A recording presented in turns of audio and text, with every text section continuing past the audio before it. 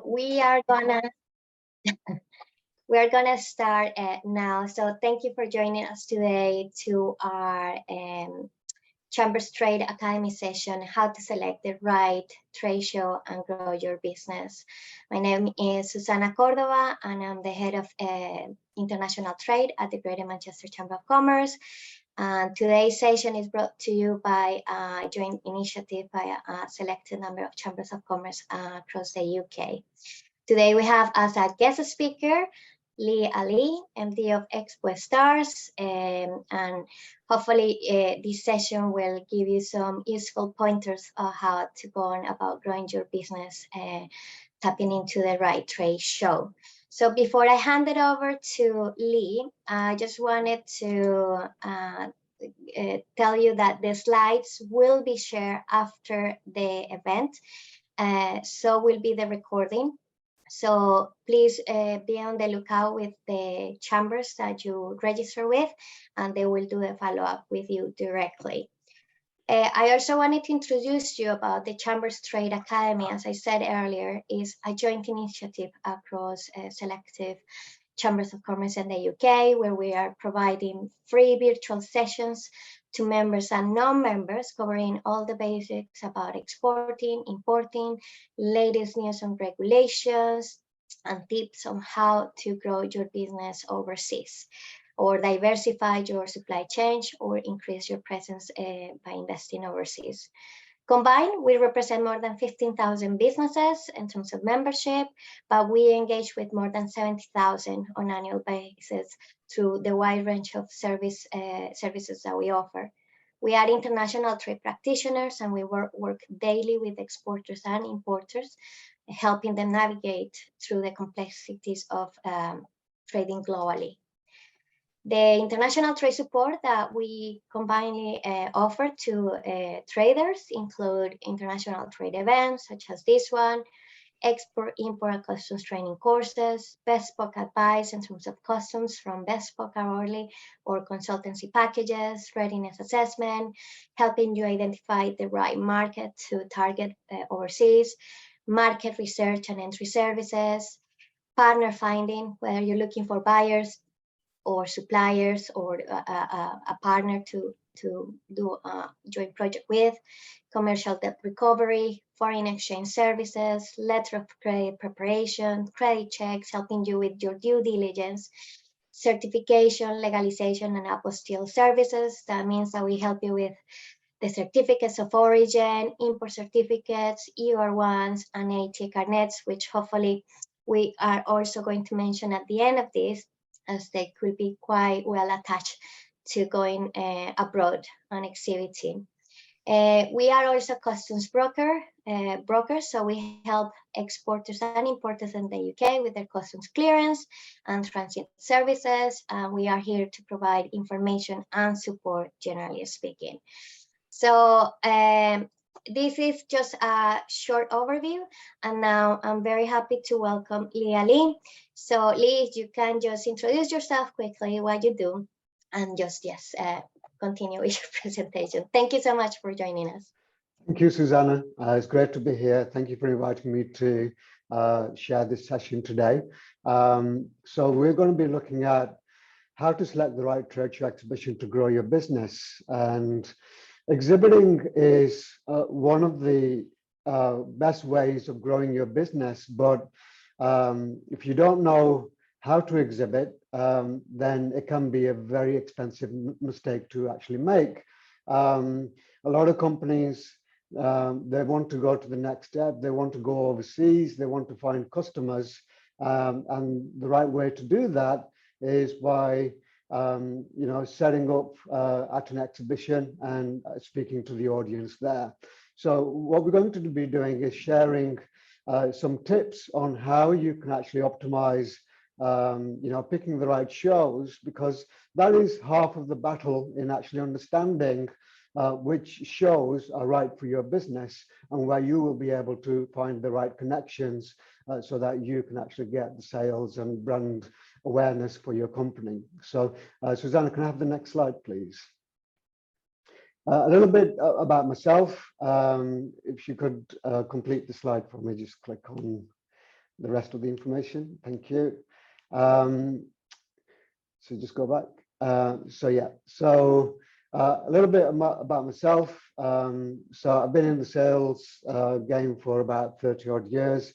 I started Expo Stars back in 2007 as a result of some frustrations of actually going to an exhibition and finding that exhibitors were not really engaging with their attendees. So Expo Stars Interactive, we are what we call a trade show performance agency.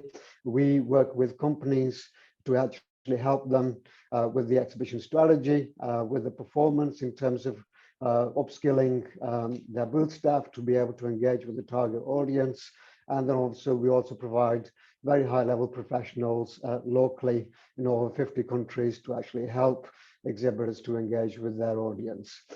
So we've been doing that for the past 15 years. And I'm also obviously a partner with the Chamber of Commerce, and I also do mentoring and coaching with the Business Growth Hub here in Manchester. And we also run an education series called TEO, Trade Show Engagement Optimization, which is a CPD certified course. So we run that for exhibition organizers and exhibitors around the world as well. So that's me. Next slide, please, Susanna. Great, if you could complete the slide, yeah. So why choose exhibitions? Why exhibit? Okay, why spend tens of thousands of pounds going to a foreign country? I think there's another point there, Susanna, if you could just click next again. Another one, thank you. Why exhibitions? Why choose exhibitions to grow your business? Well, the great thing about exhibitions, as opposed to digital marketing or doing one-to-one selling or telesales or anything like that, is that it allows you the opportunity to cut the sales process by 2 or 3 steps. Okay, so imagine that you've got 10,000 people who are in your industry who are actually attending an event to look for your services. Okay, and you get an opportunity to actually connect with them face to face, and you don't actually have that rejection phase where with direct selling, for example, you're making lots and lots of phone calls, and you're trying to pitch people. But at an exhibition, people are actually coming to you. Okay, they have a need. Okay, they're actually at the exhibition for a reason, and they're looking to find out what's new in the industry, how they can actually overcome their challenges and aspirations. So it's a great way of being present in a hall where you have a potential audience that would actually come and talk to you. Whereas with direct selling or digital marketing, you're actually having to work really hard and to get that engagement level. So you're cutting out that initial 2 to 3 steps of that sales process because they're actually coming to you. And everybody's in the same place. Okay, so the whole industry will actually be in the same hall. So you can also have the opportunity to network with your prospects, your suppliers, your industry peers. You can create partnerships, with other like-minded companies, and you can also obviously learn the trends which are actually going on within that country or within your industry. So it's a great opportunity to have that listening experience where you actually get to experience what the whole industry is like, what your competitors are doing, and see where you need to be to really grow your business as well. So learning trends and innovations in your industry, and that's a great way to again to take your business on another level. And one of the great things again about exhibitions is the opportunities it presents to you to obviously not only do the research, but obviously look for new talent, and gives you an opportunity to listen to your existing clients and prospects as well in terms of what their challenges are, what their aspirations are. And also you can obviously, after listening to your clients. You can actually come up with new products, new services, and that'll give you a massive opportunity to, again, take your business on another level. And of course, who doesn't like a freebie?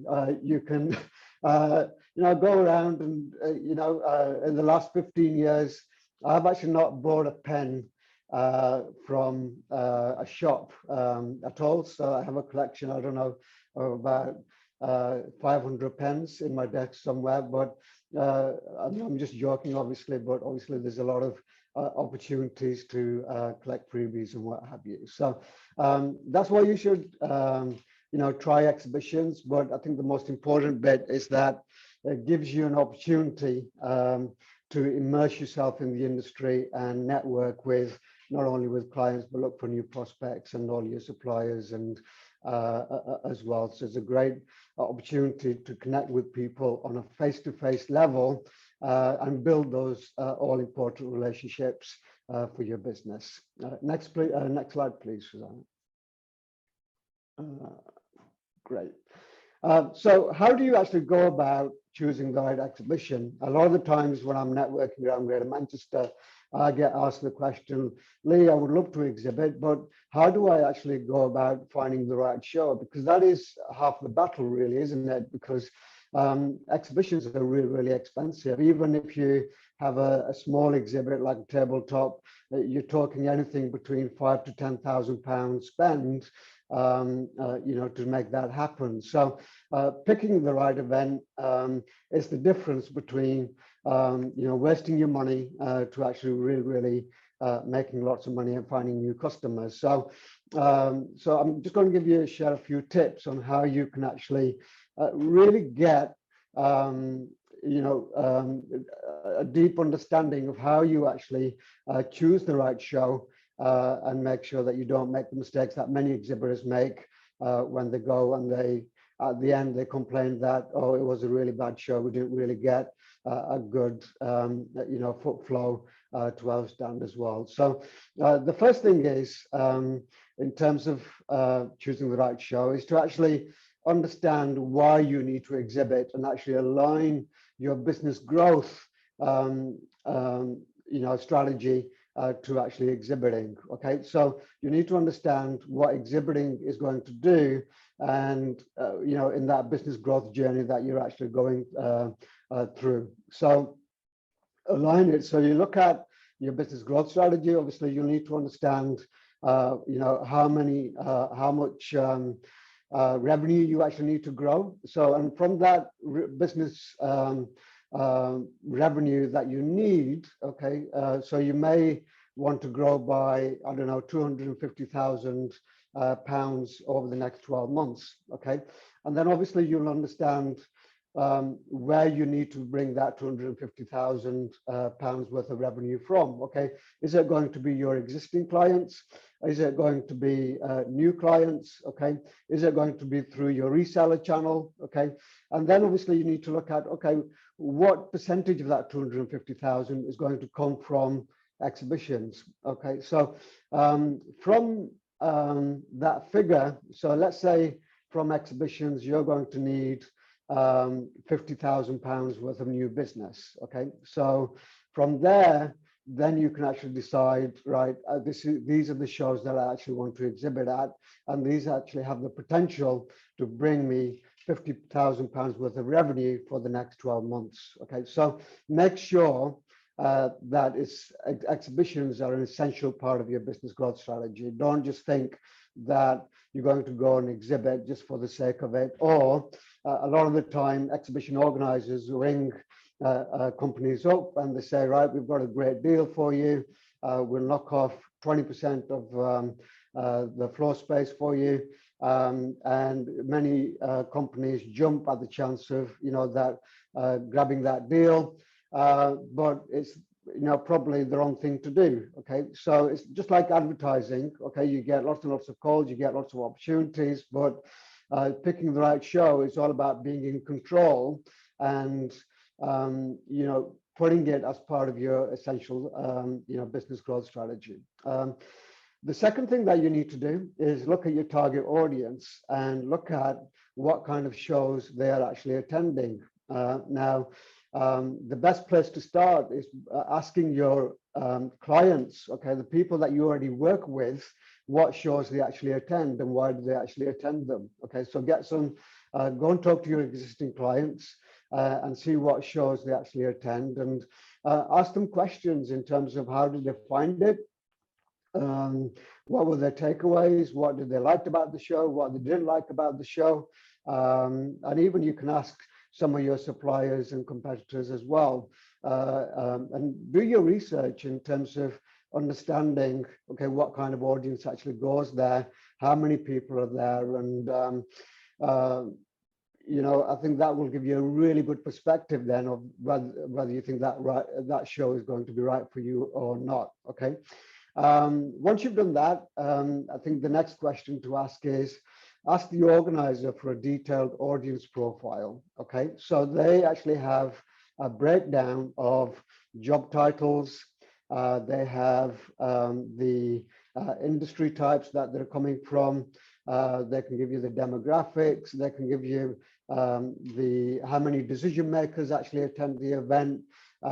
So there's a lot of valuable data that they've actually got, and you should be asking for this straight away when you're actually inquiring about exhibiting at the event. Okay, so ask those questions and make sure that if they've got 10,000 attendees coming to the event, but you've defined your target audience, and out of those 10,000 people, only 200 or 300 of the attendees will be your ideal clients, then you need to ask those questions whether it's actually going to be worth it or not. So what I always like to encourage people to do is see that out of any particular audience profile, if you have less than 10% of your target audience actually attending, okay, then I would probably think twice about exhibiting at the event. The ideal number that you should be aiming for would be between 10 to 20%. So to give you a really good opportunity to grab those leads and prospects from the show, because you also have to think that if it's a big exhibit hall, the chances of 200 people finding your booth are going to be slimmer than 2,000 people finding your booth. So the more target audience you have, the better chances that you have of getting that business. All right. So, and one thing, just going back to defining your target audience, I think laterally in terms of, okay, it doesn't always add up that your target audience will be at your industry shows.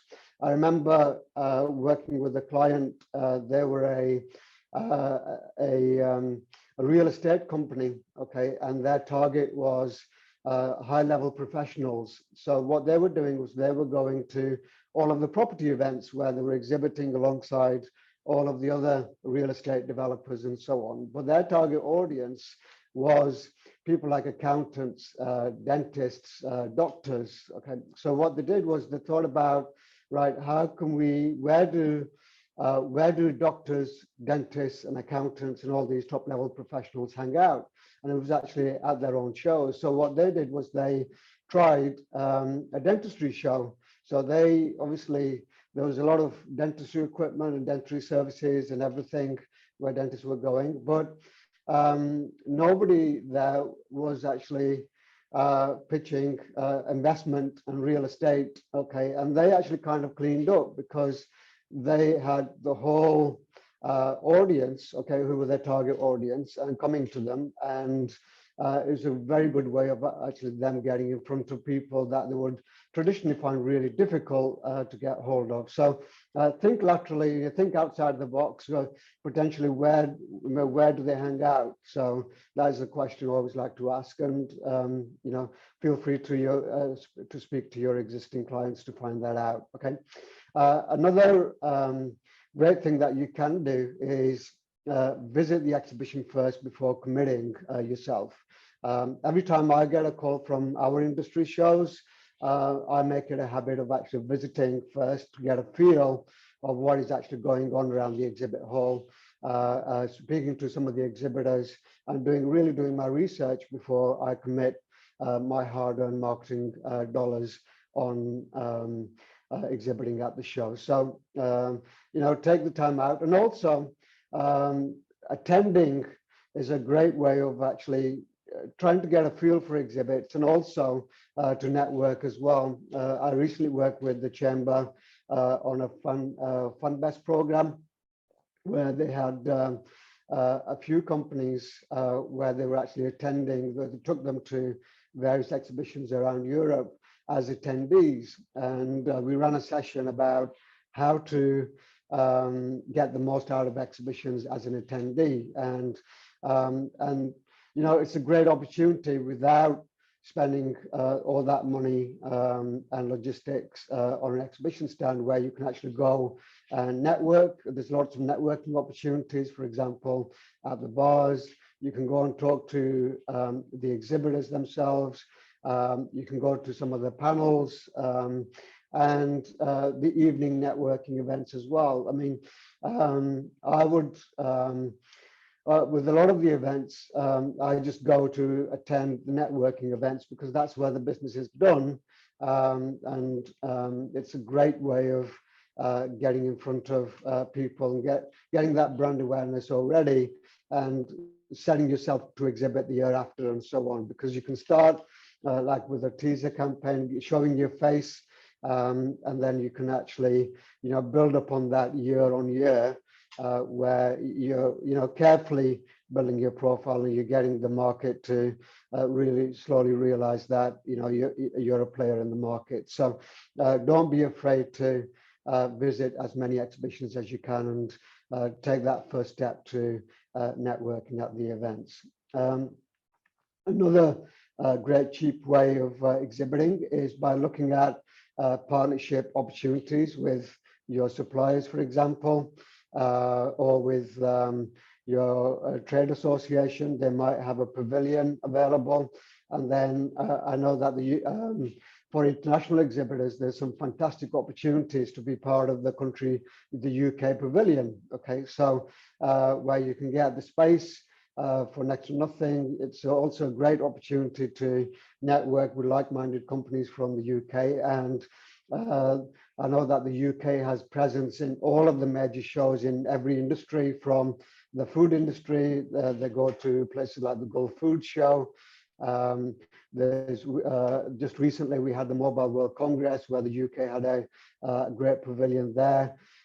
So there's, if you look on the Export Academy or the UK Department of Business Trade website and look at their trade show access program, there's some fantastic opportunities available to you.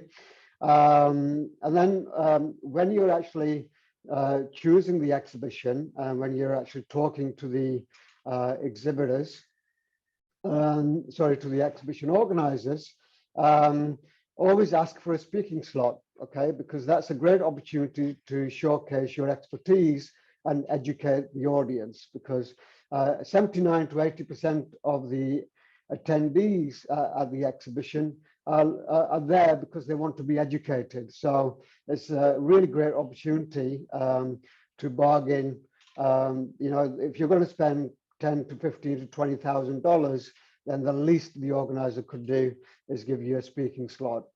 So always make that as part of the package, and use that as an opportunity to educate your audience. And every time you do a workshop or a masterclass at an exhibition, what you've got then is 30 to 40 people in the audience where they're actually listening to your expertise, and you can actually show them how to overcome their business challenges, or meet their aspirations and so on. So absolutely go and get that speaking slot as part of your package. So these are some of the tips where you can actually choose the right exhibit. Okay, and once you've actually ticked all these boxes, you're absolutely 100% that it will be a great show.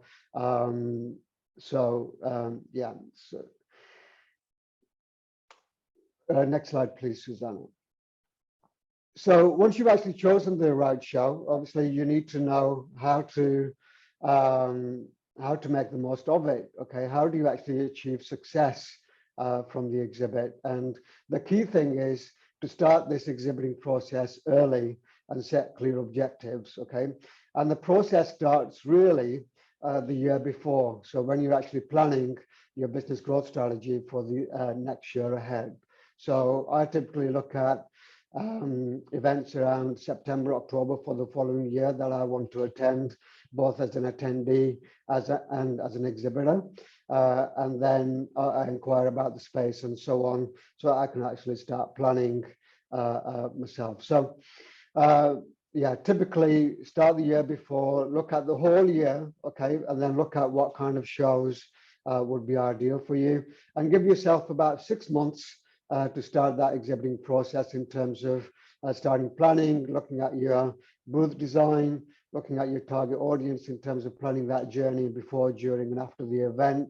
And map out that journey, okay, as part of the exhibit building process. Okay, so before you, typically what tends to happen is a lot of exhibitors start with their booth. Okay, but what we recommend is that you start actually looking at your attendee, your target audience in terms of what they would potentially be looking for and how you're actually going to get in front of them. So look at how you're going to engage them before the event, okay, in terms of making them aware that you're going to be exhibiting at that event and giving them reasons to actually visit you at the trade show. And there have to be very compelling reasons as well to make them want to come and actually see you in person. Looking at that journey during the event, okay, so looking at, it's important to remember that you're going to be in a very big exhibit hall. And you need to be found. You'll be one of, potentially 100 plus companies all doing the same thing. Okay, so why should that audience, okay, stop at your booth and actually talk to you? Okay, so you need to think about things, how you're going to grab attention, okay, down the aisle when people are walking past. Okay, how are you going to distract them, arouse that curiosity and get them to actually visit and have a conversation at your booth? And then look at, once you've actually engaged with them at the booth, what you're going to do with them post-event as well. So look at, what does the follow-up journey look like? How are you going to encourage them to continue the conversation? So we have this process called the trade show engagement optimization, where we look at these things in more detail. And then we also have an ebook, which you can request if you engage with me after the event.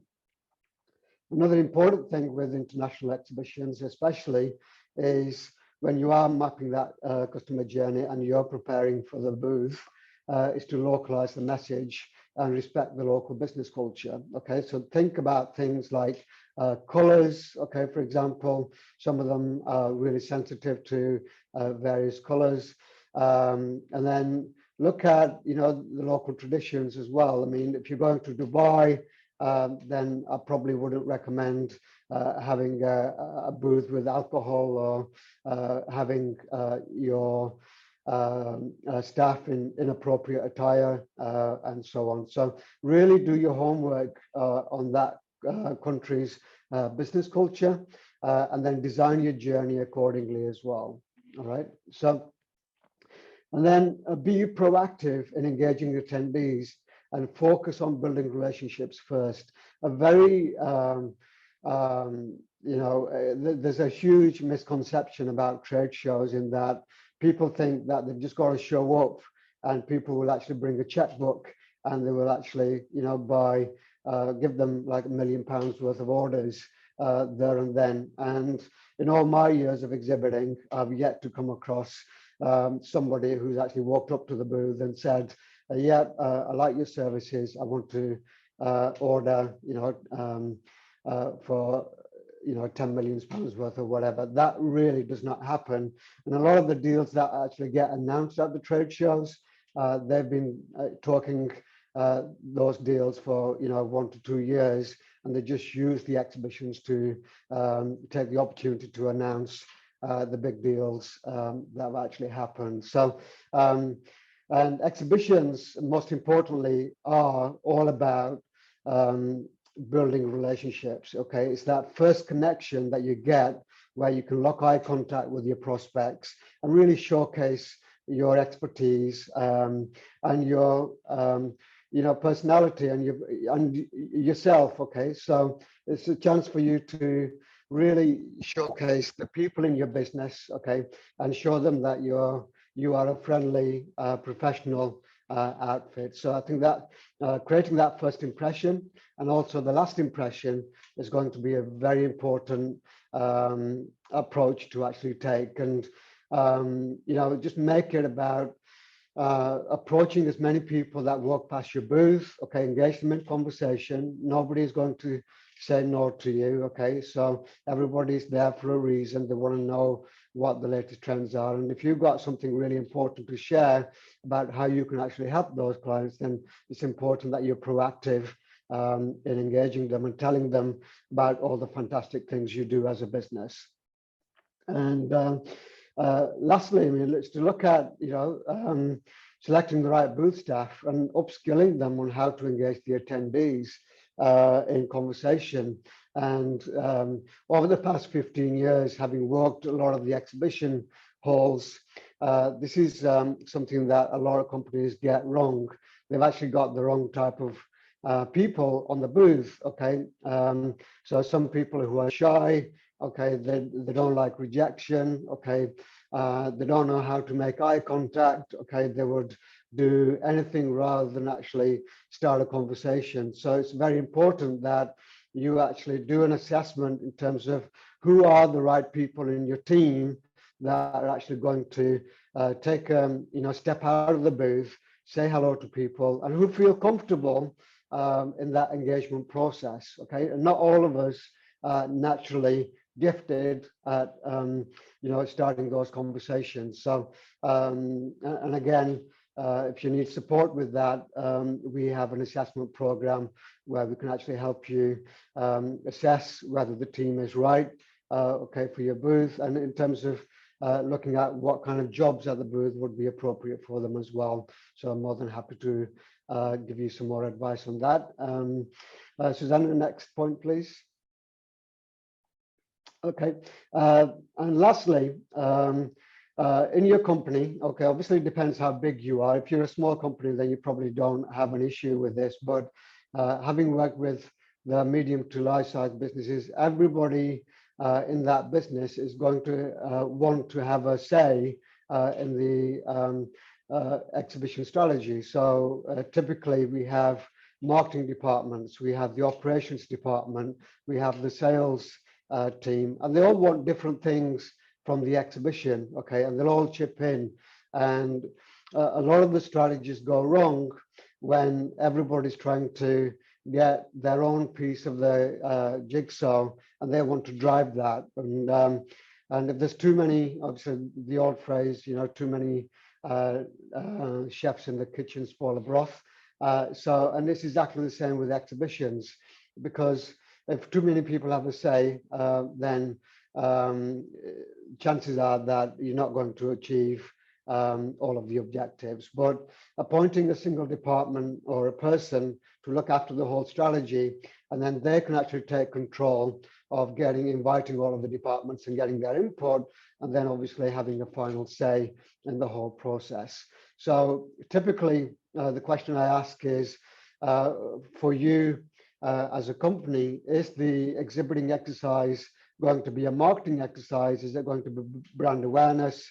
Or is it going to be a sales exercise where you're going to go and look for new customers? So whichever balances, whichever has the more objectives, okay, I would be inclined to give it to that department. But typically around the world, what tends to happen is the marketing department is the one that looks after the whole exhibiting strategy. So if you have a marketing team, a marketing director, assign the duty to them in terms of looking after the whole exhibition strategy. All right.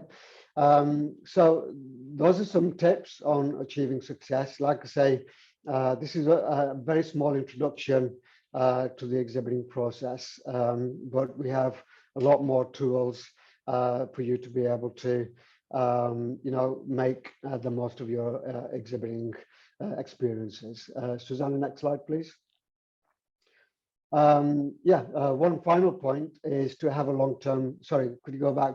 This is a very important point that I want to make, is that with exhibition, success does not happen overnight. Okay, have a long-term perspective. Okay, we work with businesses that have long sales cycles, anything between 2 to 3 years long. The more you show your face at an exhibition, the more credibility you're going to build. If you do, of course, you can go once, exhibit, come home, and obviously, if you haven't had the results immediately, then okay, you have to obviously review whether it was worth it or not. But I would be inclined to say have a long-term perspective. So look at a series of shows where you're going for 2 to 3 years to really give yourself a chance of raising your brand awareness, building that credibility, and being a firm player in the marketplace. Even in terms of my business, I came from a telecoms background, and it's taken me the best part of 5 to 10 years to actually build our credibility within the exhibition industry. But now, because we have that long-term perspective, we are present now in about 55 countries. But if I'd actually said, we're going to look at the short term, we wouldn't have got where we are today. So, and then of course you need to look at your own sales cycle as well. So exhibitions are all about that first important engagement process. And then after that, after you've got your business leads, obviously they'll go into your sales pipeline and then your sales process as well. So always have a long-term perspective. Don't think that you've exhibited at the show, and if you review after 3 months, you haven't had a lot of leads. Business can, as a result of that trade show, business can still come in 6 to 12 months down the line, even 24 months as well. So I'm still getting business from an event that we exhibited at in Las Vegas back in 2019. Don't think about it that, after 6 months that you didn't get anything from the business. Okay, think about the long term. Suzanne, next slide, please. So here are some great examples of what not to do when you decide to exhibit. Okay, so these are some of the pictures I've collected over the number of years that we've been walking the exhibition floor. So, and typically what you'll find is that people, they've spent all that money, and what do? They spend the best part of the day on their mobile phone doing their day job. Okay, so you need to be, when you are actually at the exhibit, you need to be 100% present, and there should only be 2 things that you're actually doing at the booth. One is that you should be either looking for people to talk to, and the second is you should always be talking to people. If you're doing anything else at the booth, you shouldn't be at the booth. Okay, so please bear that in mind. And then this is a great example in terms of the middle picture. It says talk to a human, and the booth rep there is so busy talking to his gadgets. And then we have obviously our friends at the National Rifle Association show, where they even had the courtesy to hang their jacket on a trigger of an AK-47 while eating lunch. And then obviously, if you are doing long haul trips, don't use the booth space as your hotel for the day. Be present, okay, and do as much as you can in terms of engaging with people. And that's really going to help you get the most out of your trade show. Next slide, please, Susanna. Here's some typical case studies where I'm going to show you an example where a company hasn't spent a lot of money, and then I'm going to show you an example of a company that has a very big budget. So this company is called Centurion Service Group. They're an American company. They go to Arab Health in the Middle East. We've been working with them for about best part of about 10 years now, and they normally have a 3x3 small booth as part of the US pavilion. So they're taking advantage of really good rates to be part of the US setup. So they have a minimum cost of booth setup. I think it costs them about $3,000, $4,000. They hire 2 English Arabic speakers to engage with the local market. So they're adding the local touch. And they basically had 2 simple objectives. So they're a company that sells secondhand medical equipment on auction, and they have an app that does that. So all they wanted to do was get people to download the auction app and basically get signups for that app. And they wanted to get the bite scans so that they can actually promote the auctions every time that they happen. So even if they don't get the app sign up, they're still notifying people when the auctions are actually happening. Their target audience was the procurement managers from the hospitals. And by just having a very simple tabletop and with a message at the back, simple banner, they managed to get a sales pipeline value of $2.5 million worth of new business from that event.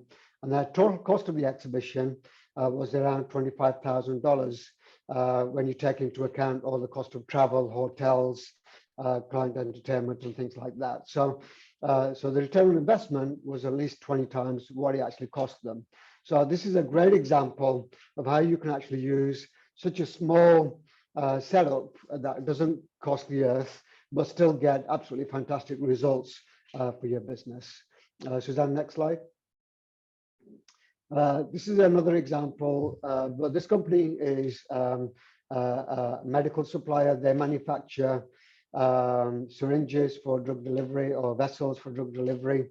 And they have a large 20x30 booth.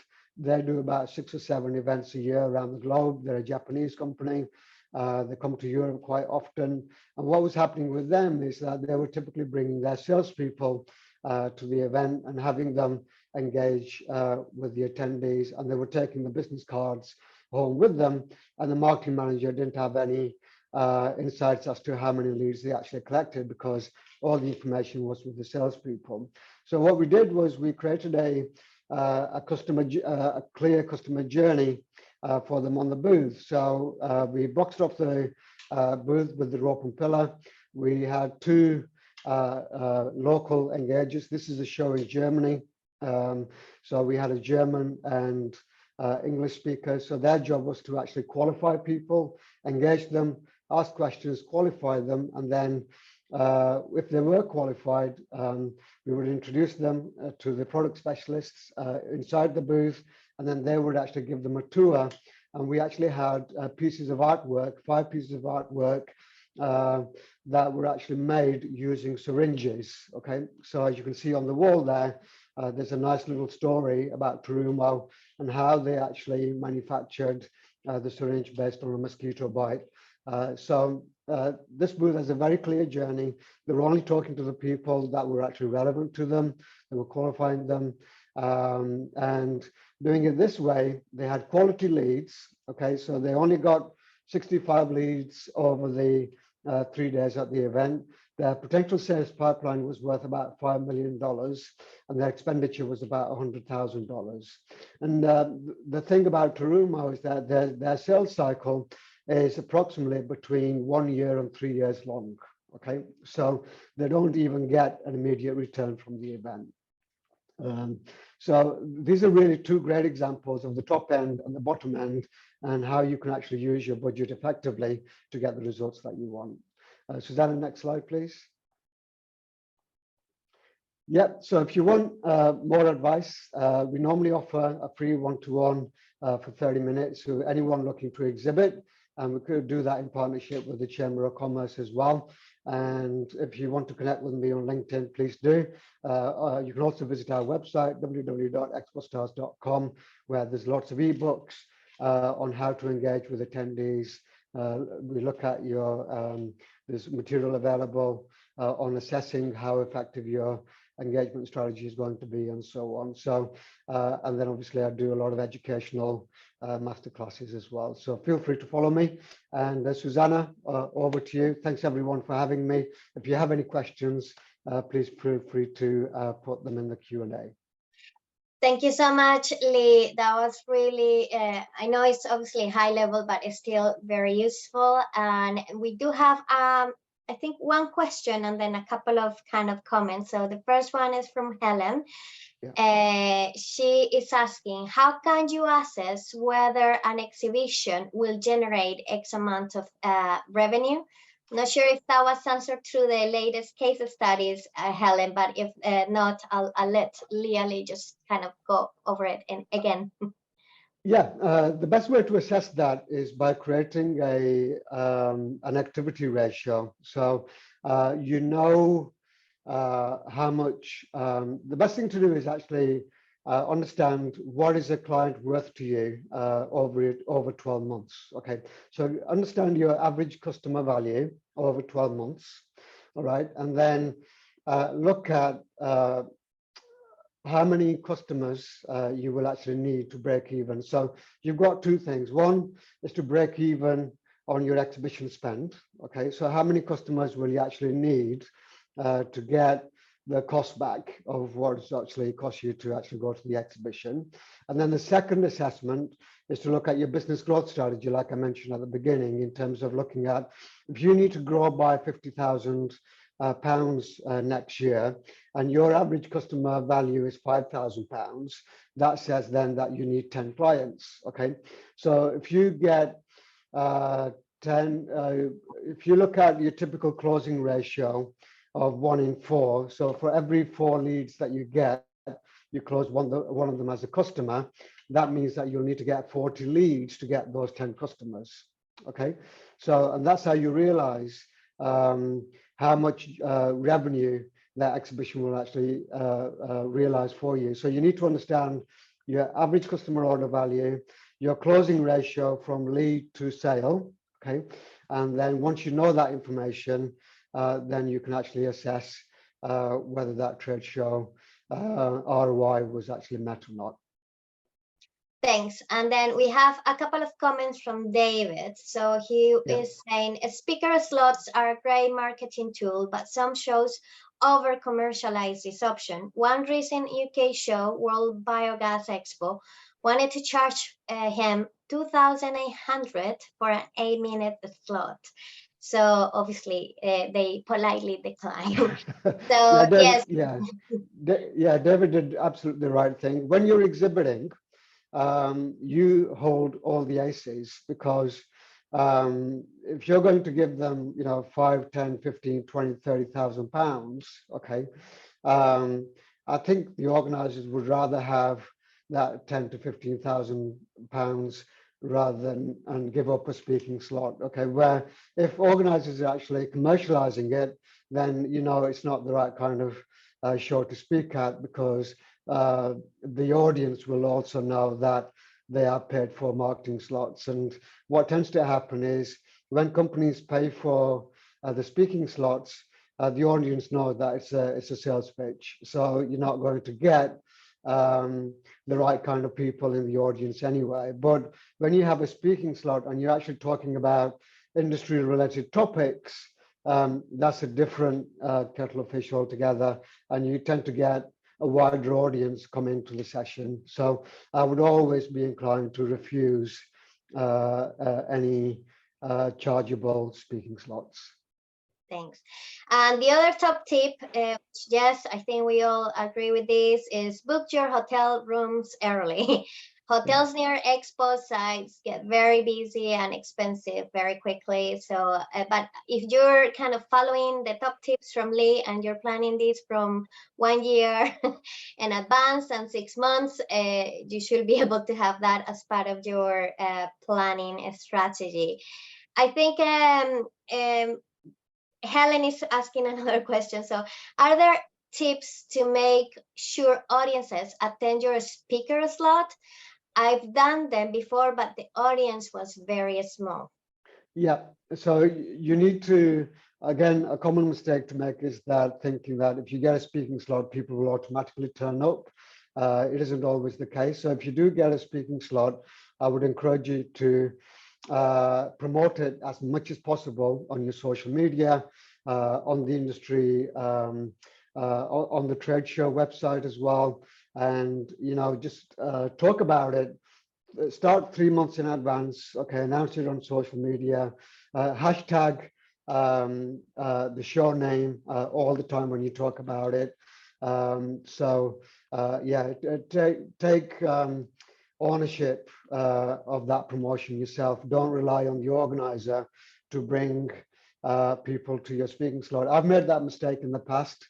I've gone all the way to Los Angeles to speak at an event, and I've only had 5 people come in to the speaking slot. So it's, if you are going to get that, promote it as much as possible in all your collateral, and then also promote it on your booth as well. All right. Have a leaflet, say we're doing a speaking slot, come along, and you can also reward people for it as well. And then the other great tip for speaking slots is make sure that you have a feedback form on the chair where you can actually collect people's feedback and their contact details as well.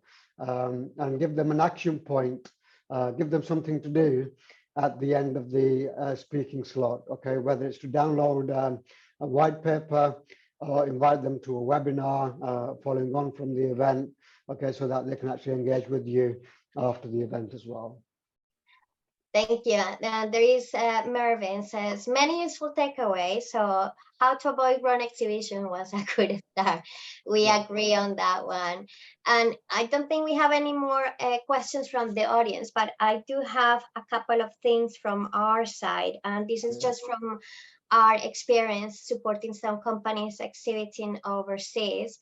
Is don't forget that if you're exhibiting overseas and you're taking, equipment, booth or anything that you're going to utilize in the booth, that you may require an ATA card.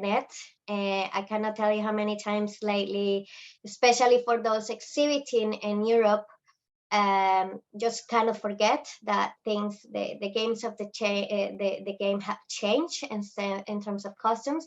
So please speak to your local chamber to understand whether you can or not take things just part of your luggage, or if you need a special customs document. In some cases, if you're taking a stuff that is not going to come back to the UK, then just make sure that you are doing the right customs procedure. You might need a customs clearance to be done. So if you're not aware of that, do speak to the trade teams in the local chambers. They can guide you through that, or any other additional documentation that you might need. We do work with a wide range of companies, from the small, photographer that is doing something overseas, to the large companies in the automotive sector where they're sending, cars for big exhibitions in the Middle East or in Germany and so forth. So there is a wide range of support out there. And I did have a question to you, Lee, because obviously when you go overseas and exhibit, it will be fair to say that most of the exhibition and businesses will be conducted in English. Yeah. However, would you recommend that people also spend money on, translating their marketing material, also having, maybe if they don't speak the local language where they are, having interpreters or people that can also kind of support that in the exhibition? Absolutely, that makes a huge difference, because the first thing that it shows is that your company is committed to that country, okay? Because if you don't make the effort, if you don't go the extra mile, then that really shows, okay? So it's always very, especially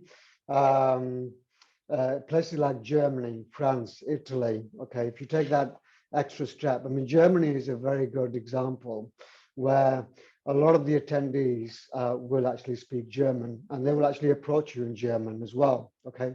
So we were actually at a show in Dortmund in January, and I would say that 99% of the audience started the conversation by speaking German, because just like we do in the UK, we assume that everyone speaks English, okay? Whereas in Germany, everyone assumed that we would actually speak German, okay? And they start the conversation in German, okay?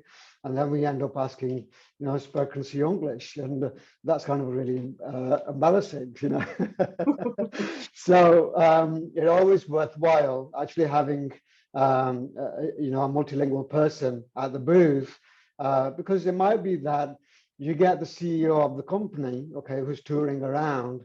They might have a colleague, and then they're translating. But if you don't know what they're actually saying, okay, then obviously it puts you at a disadvantage. So actually having that multilingual approach really does help in terms of understanding customers, and actually going that extra mile in terms of engaging with them. Sometimes when people don't speak a high level of English, there's always a chance of things getting lost in translation, okay? And culturally, that can be a disaster, okay? So definitely, I would definitely recommend having, if you're doing international shows, either your collateral in the local language, or having someone on the booth who can converse in the local language. Okay, thank you so much. And to that end, I would like to remind the delegates that each local chamber of commerce has plenty of companies that provide that kind of service, translation and interpreting. So if you are considering seriously, to make a success of an international trade exhibition, make sure that you're plugging with and tapping into those kind of support and services before you make the huge investment and go in there half prepared.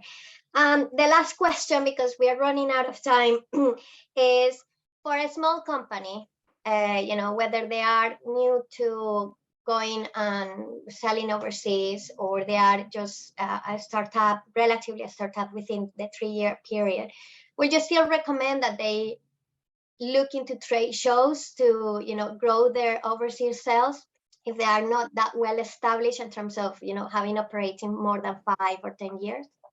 Absolutely, yeah. I mean, trade shows is a game changer. If you do it right, it can be an absolute game changer, because you're going to have access to the whole industry in that room. Okay, so and don't just think about the sales process as well. Also think about finding new suppliers, finding partners, okay, distributors. Okay, so there's lots and lots of different things that you can do. And one of I think I made a point before about using exhibitions as a listening process, okay? There's a myth that exhibitions are about selling, selling, selling. But the great thing for me is that they're a brilliant opportunity to actually listen to the marketplace and see what is actually going on in the industry, so that you can actually put those learnings into your services and into your products that you're actually selling out in the market. So, start with attending, okay, that's the first step, and then engaging with all the exhibitors and the people at the event. Okay, second step, maybe to get a speaking slot. And then third step, if you have the budget, go and try it out, go and try a small booth and see how it actually operates. If you, I would probably say that you need to allow for about minimum of £10,000, okay, if you have that in the budget. If you're doing an overseas event, that's what you need to be prepared for. But try it. If you do all the steps that I've actually mentioned, and you have a professional working with you to mentor you and coach you, I think exhibitions can actually be a huge opportunity to grow a business. Thank you so much. I think we run out of things, but before that, thank you so much, Lee. That was really useful. I thought it was, as Mervyn said before, many useful takeaways. So before we kind of close today, if I could ask you to just answer a quick poll, feedback from the session, and the kind of things that you would like to hear in the future. And also you can get us some feedback about how you're still finding, trading with the EU after 2 years on. That will be very much welcome. Seb, can you please launch the poll? There it is. So if you can please answer it, and whilst you do that, I wanted to let you know that there will be another session coming up on the 19th of June, which will be covering export control regulations and why they exist. So make sure that you're registered with your local chamber, and then we shall see you in that one in due course. So we'll appreciate it if we get some feedback. We'll just give it a few minutes. Thank you. And I think that's it from us. This is the chambers that we're working with. As I said, make sure that you're connecting with them and getting advice from your local trade teams about what is needed in terms of customs for any exhibitions or any other international business that you might be conducting, and you might need documentation, certification, or other services. So I think we're just going to leave by now, but thanks again for joining us today. And thanks, Lee, again, for taking time to do this for us. Thank you, Susanna. Bye, everyone. Wishing you a great day, everybody. Bye.